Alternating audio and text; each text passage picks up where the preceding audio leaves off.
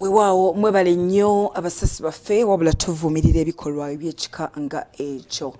Ebyo nga tubitadde ku bbali tugenze bituli ebyekasese gavumenti ya kuno eriko oluguudo lwekoze luweza kilomita 21 n'omusobyo era nga lujja kuba lumalirizibwa omwezi ogwokuna gunaatuukira olw'eno luweebweyo mu butongole. Lulese abatuuze mu kitundu ekyo basanyufu bya nsusso naddala abalukozesa okutuuka mu magombolola 4 aganokoddwayo. Kilomita 21 n'omusobyo eza Malamu zikoleddwa gavumenti ya kuno bitundu ebyekasese nga zimazeewo akawumbi kalamba era nga zisuubirwa okuweebwayo mu butongole mwezi gwa April omwaka guno 2024. Oluguudo olukolebwa lwero olugenda okuba nga lugatta amagombolola okuli Muhango, Nyakabingo awamu n'ebitundu eby'eggombolola ery'e Muhocha.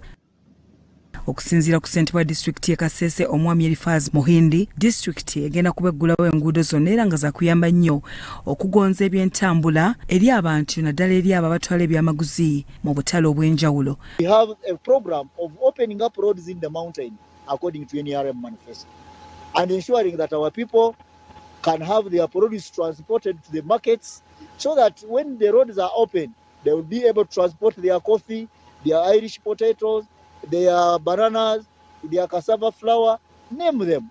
This place is endowed with many resources.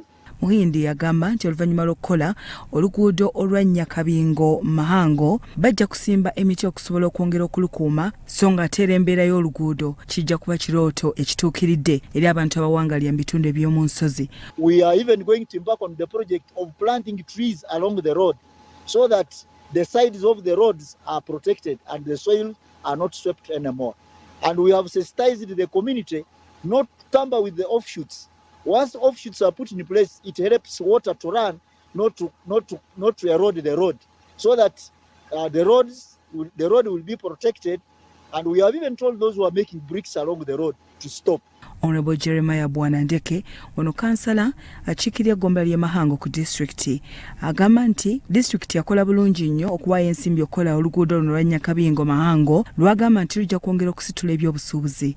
People of Muhango are really grateful because of the construction of this road, and we are also grateful to the engineering department of the district whereby you have the engineer Katwamba who is really supervising this road, and we can see Engineer Alphonse Katwamba ngono engineer wa district yakinoganyiza nti bakyaliko ebintu ebirala bagenda okwongera okukola ku mutendera ogusooka ku kilomita 6 ez'enguudo enguudo zisobola okuba nga nnungi ddala wakati nga balindirira ensimbi okuva mu gavumenti mu mwaka gw'ebyensimbi ogujja. The road we are expecting to be accomplished by April.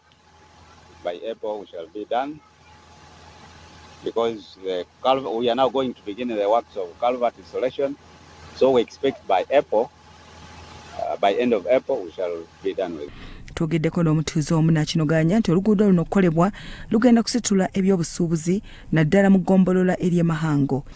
Because most people in town, whenever you're coming up here and you tell them you are coming to Muhango, the excuse they give for high cost is the poor roads. But now that the road is going to have some maram and well paved, we hope the costs are going to go down. Byatumsime Gerald, Salt TV, Omunyo.